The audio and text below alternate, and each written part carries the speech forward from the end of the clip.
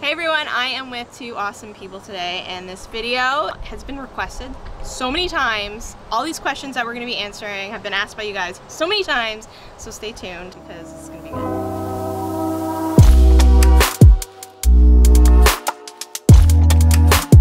I am sitting with Danielle and Matt from Exploring Alternatives, and I'm going to let them tell you a little bit about their channel because it is awesome. It's one of my favorites. Like, I found their channel before I knew them. This is our first time actually meeting, and it is just so inspiring, but I'll let you guys tell them a little bit more. So we started our channel a few years ago, and basically we travel around Canada in a van, filming people who are living alternative lifestyles, like living in tiny houses and boats, living zero waste and being minimalists and all kinds of stuff like that.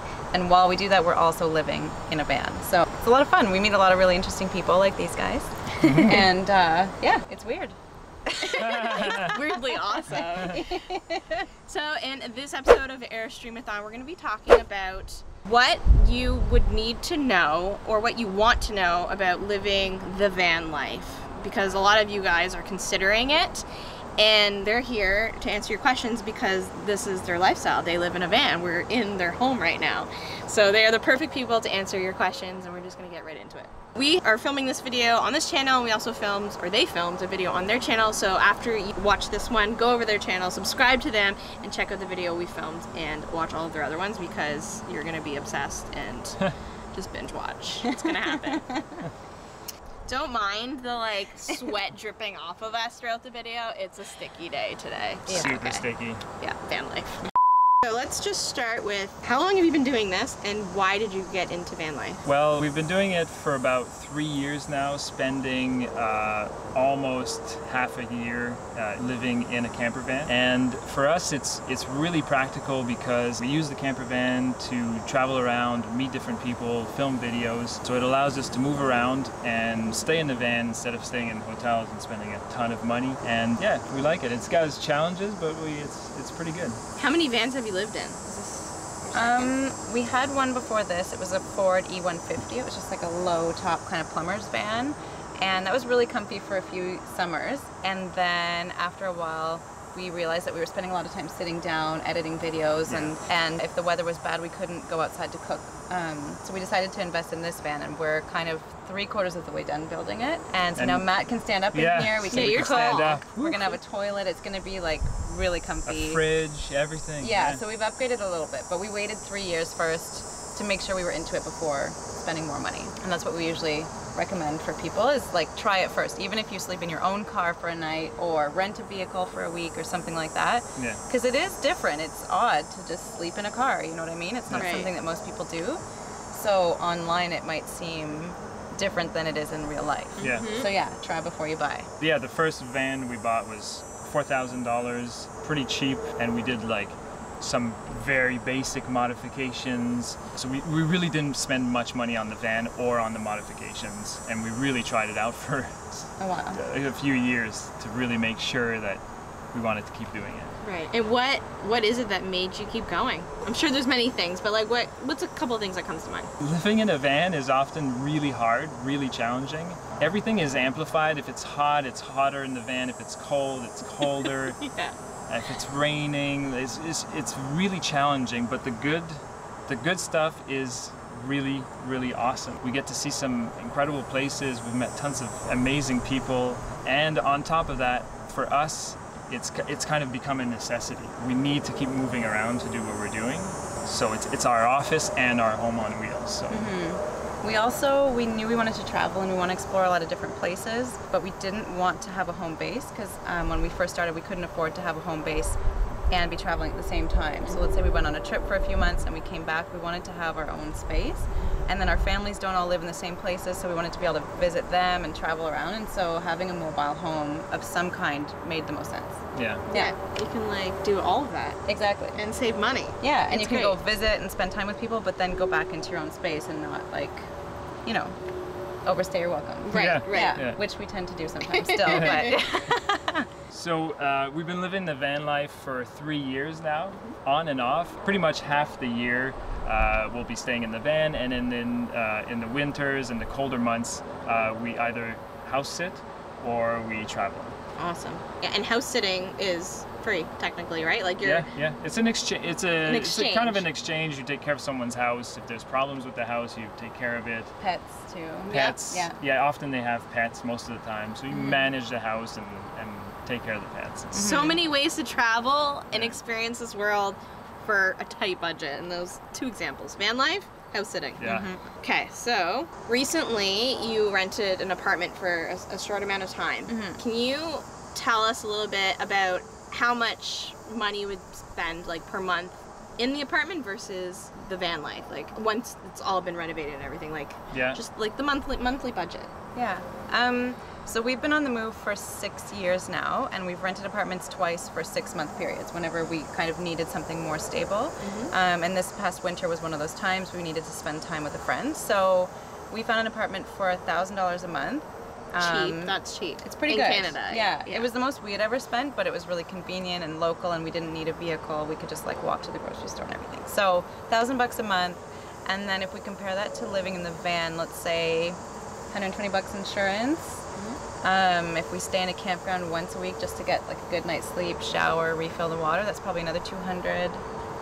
Repairs, maybe $100 or $200 a month if you spread it out. That's where most of the money goes, is repairs. Repairs. Even this van is a 2015. We bought it used, and already we've put hundreds of dollars into it. There's always something. There's always something that breaks in a van, and usually if you've gotten a cheaper van, it's probably older and needs repairs. So it's just the reality. I mean, it's some people don't believe us when we tell them how much we spend on repairing our vans, but that's what's happening. It's your home. People spend probably so much more on repairing their houses though, because there's more to break. Right? Yeah. Like already, this is our 2nd day in the van, and one of our windows doesn't go down anymore, so that's probably going to be a few $100. You know, little things like that. And then for gas, it obviously depends on how far we're traveling, where we are. Gas is cheaper in the U.S. from what we've experienced, but yeah, if we're staying in one city, we obviously don't spend as much on gas as we do if we're driving across the country or something like that. So some of those expenses are things some people might already have anyway if they own a vehicle, right? Totally. Repairs, insurance, and all that. So it can be cheap, but then it's not as cheap as you think. Yeah, but people who have houses or apartments, they have a car to get around, and they have to pay for insurance, they have to pay for gas, all the things you're paying for, except yours is also your home. Yeah. Right? So, do you spend a lot of time in places where you don't have to pay for overnight parking? Yes, and that's one thing that we spent a lot of time thinking about when we chose this van and the other one. We wanted to make sure our van was kind of stealthy and didn't look too much like a camper, so we could pretty much park anywhere. And nobody really knows we're sleeping in there because it's not always legal to sleep in your vehicle. Right. And we've never had a problem. We sleep in Walmart parking lots, residential streets, people's driveways, sometimes the side of the road, truck stops. No, like we won't go to a stranger's driveway. No. People's driveways. Can we use your shower? Anyone's driveway. Well, we're always often. It's a lot. We do a lot of Walmarts. Too much. Too much Walmart. Too many Walmarts. But often it's because we're driving. We're doing a ton of driving in a day, and we're tired. And it's an easy, fast thing that we can figure out if we're just trying to get from point A to point B. Yeah. So a lot of Walmarts. And it's because we work too. We're not just on vacation. You know, some people who want to live in a van, it's just for fun. Like for a summer, they just want to go drive across the country and check it out. They can go stay in like really awesome Crown Land campsites or BLM land in the U.S. But we're often working, so we have to be in cities and different places. Yeah, we work in the van constantly. Right. Yeah. And so we know that the Walmarts that allow you, then we know that it's going to be okay. No one's going to come and bother us. Right. But anywhere we sleep, anywhere we spend the night, we're always super respectful. We don't make any noise. We don't like dump anything. We're really, really respectful. We try to think if everyone did what we did, would it ruin it for everybody else? And so we try to act in a way that it wouldn't ruin it for everyone else. Be a responsible van lifer. That is the tip to take away. One of the tips. This is a good one because a lot of you are single and ready to mingle, whatever. I'm worried about what you're going to ask. Do you guys think that this lifestyle is also great for single people? I think it can be. We've never done it on our own. I think we've each spent a couple nights alone in the van, but we've interviewed quite a few people who have lived in the van on their own, and they do say that it can be lonely, on the road, but sometimes, as you may have experienced too, traveling on your own sort of forces you to meet new people too. You don't stay in your little couple as much. Yeah. So Right. it depends how outgoing you are. We know some women who travel in their vans on their own too, and they've said that they feel pretty comfortable. Like obviously you want to be careful about where you're parking and lock your doors at night and all that, but other than that, it's something that a lot of people could do. And yeah, it depends on the person. I can see how maybe I wouldn't enjoy it on my own. Yeah, it depends how outgoing you are, and I can see how it could possibly be miserable for someone on their own to More be of an doing it. introvert or something, and they end up just like being. Yeah, because sometimes even when we're two, it's weird. Yeah. Like, I don't know, we'll be We parked think somewhere. everything's weird though. No, but sometimes we'll be parked somewhere that's a little sketchy, and we're sitting in the van, and I don't know, it's raining, everything's closed, and we're like, hey, this is pretty strange, isn't it? And then at least we have someone to talk about it. But Right. yeah, sometimes I picture if I was alone right now, like, would I be enjoying this? So I think it really depends on the type of person you are, and Yeah. if you're okay, first of all, being alone, just in general. So I think that's Yeah. like generally speaking, but to actually like make this possible, like all the responsibilities, it is possible Yeah. to do it as a single person. Oh yeah. I Yeah. would say there's one advantage and one disadvantage that I just thought of. Disadvantage that we have heard is that it's odd if you meet somebody and you want to go on a date, and then you're like, hey, I live in a van, and people can be very put off by that. Want But to come it's- back to my van? Yeah. That can be weird, apparently. Yeah. And advantage to being on your own is that you have way more space. You don't necessarily need a huge bed. You Yeah. can have like a bed and a chair, or a Right. bit more living space or something like Yeah, that. you can build the van differently. You could have a narrower bed and Yeah. have a bunch of storage or Yeah. whatever. Right. Yeah. Okay. Okay. So you single people, you can do it. Get yourself a puppy. What are some really important questions, or maybe just like the ultimate question you should ask yourself before committing to this lifestyle? Ooh. We probably have different things, but That's mine great. would be, if you like camping, you'll probably enjoy van life because it's kind of like luxury camping. But if you like living in a house or an apartment and you don't really like camping, I think you may not like this. Yeah. Because, I mean, you're comfortable, you've got a kitchen maybe and a bed and all that, but you're still like managing your waste. You're maybe peeing in a bottle, or you're, you know, having to dump your gray water places, and it's just, you know, it's a little bit more involved. You're involved with the daily workings of your life Right. a bit more intimately, if Right. that makes sense. Maybe don't Yeah, no, put you have totally. to dump your gray water places. Yeah. You have to dump your gray water. And and your cut that pee. in. Yeah. And your poop, and like, if Yeah. you have a toilet, right? Yeah. You guys are lucky to have one in this one, but Mhm. Yeah. not all people who live in vans have washrooms or showers. What do you guys do for showers? Because you don't have one in here. We're filthy. It's true. Well, we do a lot, like in Canada in the summer, there's tons of lakes here, so we just swim as often as we can. And we also have a small solar shower. It's just a very basic plastic bag, heats up in the sun. You can take a shower with that. They're great. Yeah, they And work pretty affordable. good. Yeah. We're actually, for this van, we're going to buy a solar shower that has a pump, so you create water pressure in it, and that works a lot better. And we'll just put like a shower curtain Yeah. I around the love it. floor. Outdoor shower. Yeah, exactly. So no one can see you. You can be in a parking lot and just like take a quick rinse. Yeah. No Palomar And- parking lot. And another Yeah. thing we've been Why doing, not? which is really nice, and it took us a while to figure this out, but we'll go to a campground, and often at a campground you can pay like $2 a person, and you don't camp there, but you just pay to take a shower, Yeah. Yeah. and that's like pretty affordable and it's clean. Some people do gym memberships too, like Yeah. the YMCA, because Yeah. there's so many different ones, and you can go work out and take Yeah. a shower. Yeah, we might go do that swimming. eventually. Yeah. Nice. Oh, actually, I would love to know this, and I'm sure the ladies out there. How do you deal with that time of month living in a van? Ooh, good question. Well, I've been trying to reduce my waste, so I use a Diva cup, which is basically like a menstrual cup. So good. And I have reusable pads, which I can just rinse.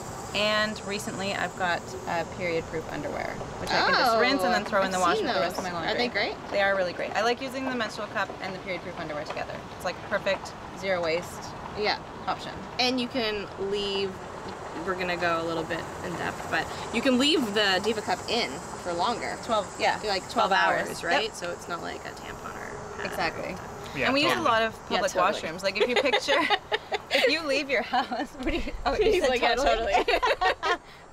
A lot of people ask about that, and I think about bathrooms and periods and stuff, and it's just like if anybody leaves their house for the day, you find places to go to the washroom and you find places to manage it, and it's the same in a van. Right. You know what I mean? We're almost never so far out in the boonies that we can't find a washroom. So it's basically like Manageable. yeah, 100%. exactly. Yeah, it's not as bad as you would think. Awesome. What are some of the downsides of living in a van? Because let's be realistic, they exist. There's so many. Don't do it! Don't do it. You want to start or? It's hot. It's cold. It's hard to find places to park sometimes. It's hard to find places to fill up your water jugs. It's hard to find dump stations sometimes to dump out your gray water and your pee and stuff like that. It's really small, and because it's small, yeah, you can only carry a limited amount of fresh water and gray water and all that stuff. So you got to fill up and dump your stuff more often. Yeah, and what you mentioned, just finding parking. It's just it can be very, very challenging, and it can really test a relationship. Like I mentioned earlier, what we've been doing is half the year we're in the van, half the year we're doing something else. And whenever we go back to the van, and if it's been like 5 or 6 months that we haven't been into it, the first couple nights we always think, why are we doing this? What the hell are we doing? And then we start getting used to it. We just kind of get used to, like when it's a bit uncomfortable, we just kind of get used to it, and it becomes normal and more feasible. On the flip side then, what is the number one reason why you're like, okay, now I remember why we're doing this after going back, not doing it for like 5 months? Yeah. Want to answer this one? Yeah, I think life becomes really simple. So the downside of like having to manage every single little thing is also a plus, because your day is just really simple. It's just like, where am I going to sleep today? Where am I going to work? Where am I going to find Wi-Fi? Where am I going to go to the bathroom?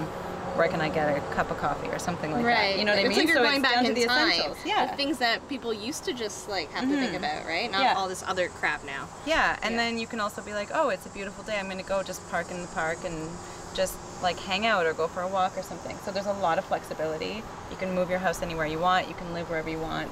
And then like you guys mentioned in the video we just filmed, you can also store your house, go on a trip somewhere, and you're not paying money for your house while you're away. Right. Whereas with the apartment, you can't always sublet it when you're leaving or something, and you can't just tell your landlord that you don't want to pay. I'm just not going to pay for a few months. But So huge amount of flexibility. Yeah. And it saves us a little bit of money, so we're able to put some money away, and it is our office on wheels also. And we like the idea of having a smaller impact when we can on the environment and stuff like that. Yep. So we consume less water just by not having a flushing toilet, by only having a little jug of water. We're forced to conserve water. We use solar power to power everything. So, I mean, we're living in a vehicle, so obviously we're burning gas, but we would maybe be doing that anyway. You would have a vehicle again if you had a house or apartment, most likely, right? So yeah. Why didn't you choose an RV or Airstream or a tiny house? Why the van? We thought about all those options many, many times. On constant rotation, should we do a bus? Should we do a tiny house? Should we do an RV, a trailer? The van is just more easily maneuverable in all those different scenarios, and it uses less fuel. Yeah. That comes down to that. If we could drive a school bus around and it would be as easy to park and it would take as much fuel as this van, we would do a school bus. Yeah. A little bit more space would be nice. We would do something a little bit bigger. Got it. There's your answer. This one has been asked so many times. Do you need to know basic mechanical skills before buying a van, or is it something that you can learn along the way? We don't know much, to be honest. Our first van, we tried to get into it. So there was a problem with the I don't know what anything is called anymore because it's been a while. With the the belt belt tensioner. Yeah. Something in the van, and we were like, okay, we're gonna fix it. So we went and rented this weird tool, and we fixed it. It was a lot of work. We took some parts of the engine out, and it worked. And then we never did anything again after that. It's too For everything you need a really specific, for most things you need like these crazy specific tools, and you're not going to buy them every time. Right. I guess you can rent them. And we don't always have the time. Like if you break down on the side of the road and you have somewhere to be the next day, you don't have the time to go research it and find the tool and everything. You just want to pull into a garage and get the it time or the fixed. space. We can't always like on the street corner just start like changing the oil or doing something. So we have like a basic toolkit. Yeah. And we can do like we can change pressure. fuses and. Can you change a tire? We've never had to. We've never had to, but that's we our worst nightmare. could. Is having to do that. On the it would suck. I would say that I would recommend learning how to change a tire. Yeah. I learned, and it's nice to know just in general. Even if you have a car, it's just good to know. We also have CAA, which I think is AAA in the US.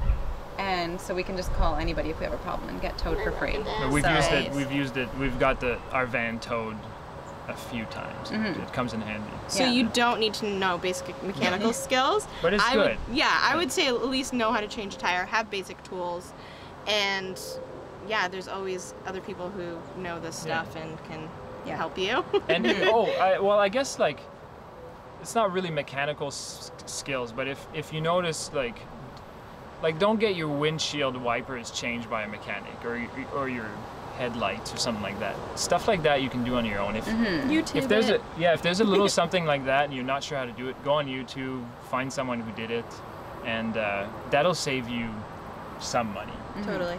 Yeah. Have you found yourself in a certain situation where you're like, I wish I was living in a regular home today? I'm guessing yes.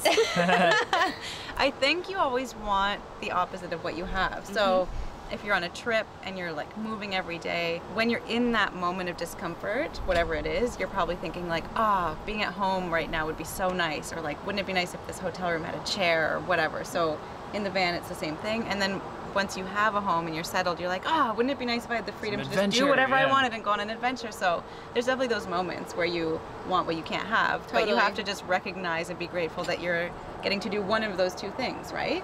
I like that. And you can't have them both at the same time. So I think as humans, that's just how we feel about everything. Yeah. So I like that you said that. Yeah. Mail. Where do you send your mail? We spend a few months visiting friends and family, so we chose to have our permanent address at the place where we spend the most time. So usually a few months a year, we're visiting family. So we have it all sent there. Yeah. And then it's like Christmas when you're there. Or not, because you have like bills and stuff. Yeah. Another option that we might look into is having a P.O. box or... That's what we have. Yeah. That's great. Yeah, there's options. Yeah. So being Canadian, it gets cold here a lot of the time during the year, so we like to go south where it's not. What do you do about insurance? In our province, in Ontario, there's a rule where you can leave the province for 7 months of the year and still maintain access to your health care. So we make sure that we're always in Ontario for 5 months every year. Different provinces have different numbers of months or days that you can leave and still maintain it. So it's worth checking in to find out. And when we used to live in a different province, they had the option to fill out a form and request a special extension. So you could just say, I'm going to be out of the country for a year and I want to maintain my health care. And they'll give you that one-time exemption, and you can do that every 7 years or something. Yeah. That was in Quebec. So I think each province might also have it's different. Like a special thing if you want to go away for a year and not have to restart everything. Yeah. Got it. And then travel insurance when you're in the States. Travel insurance anytime we leave the country, not just US. I highly recommend that to everyone all the time. If you're leaving for a day, half a day, get a travel insurance. It's so important, especially in a vehicle. Those were a lot of questions, and a lot of the questions that you guys have been asking regularly. So I hope that you finally got your answers from two experts who are living the van life, and this helps you make your decision of whether this is something for you, because it's not for everyone, but if it is for you, it's an amazing lifestyle. It's a different lifestyle. It's a free lifestyle. Not like free. You're gonna pay some money, but freedom. Yeah. You have so much freedom, and there's a reason why so many people want to do this. Right? Yeah. It's exciting. Yeah. If I can give one last word of advice, is if you're interested in doing this, go super cheap to begin with. Try it out. Maybe rent something, borrow something, or if you're gonna buy something cheap, not like a garbage vehicle that's going to break down all the time. Buy something as cheap as possible and as relying as possible. Yeah. and do a simple conversion and just see if you like it. Or even rent. We rent. Sia and I rented a van in LA for a week to see what it would be like, and we were like, we would like to have a little bit more room. Yeah. You know? And that was our decision, but we still wanted to have this type of lifestyle. Yeah. But that helped us make that decision. For sure, yeah. All right, guys. So go on over to their YouTube channel. I have linked everything in the description box below. Check out the video we shot with them, and don't forget to subscribe because, again, their content is amazing and so inspiring, and it's all about people living alternative lifestyles, which is the coolest thing. Don't live life by the book. Like, live your dream life. It's possible. There's so many people doing it, and yeah. Thanks for watching. Bye.